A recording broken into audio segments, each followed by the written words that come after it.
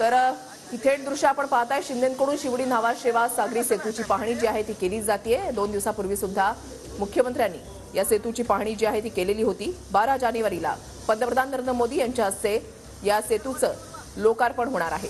निवृत्ती बाबर आमचे प्रतिनिधी आमच्या सोबत आहेत, अधिक तपशील त्यांच्याकडून जाणून घेणार आहोत। निवृत्ती, नक्कीच ऋषाली, आपण पाहतोय की अटल बिहारी वाजपेयी शिवडी न्हावा सागरी सेतूचं उद्घाटन जे आहे ते पंतप्रधान नरेंद्र मोदी यांच्या उपस्थिती आणि यांच्या हस्ते 12 तारखेला होणार आहे। परंतु त्या अगोदर मुख्यमंत्री एकनाथ शिंदे यांनी काल देखील या पाहणी मार्गाचा दौरा केला होता। आज देखील दौरा करतायत, परंतु दौरा करत असताना स्वच्छता मोहिमेमध्ये देखील सहभाग घेत आहेत।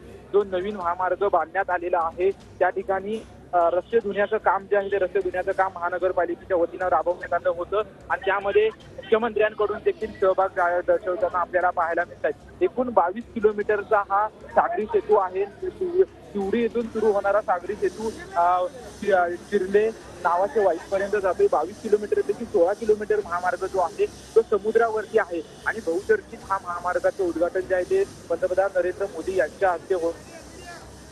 मुख्यमंत्र्यांनी काल देखील पाहणी केली होती, आज देखील पाहणी करतायत आणि पाहणी करत असताना स्वच्छता मोहिमेमध्ये देखील घेतलेला आपल्याला पाहायला मिळत आहेत। हा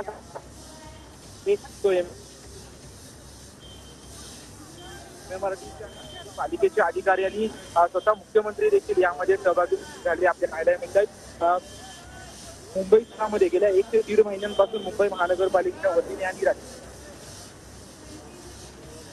ज्या पद्धतीने मुंबईमध्ये प्रदूषण होतंय त्या प्रदूषणावरती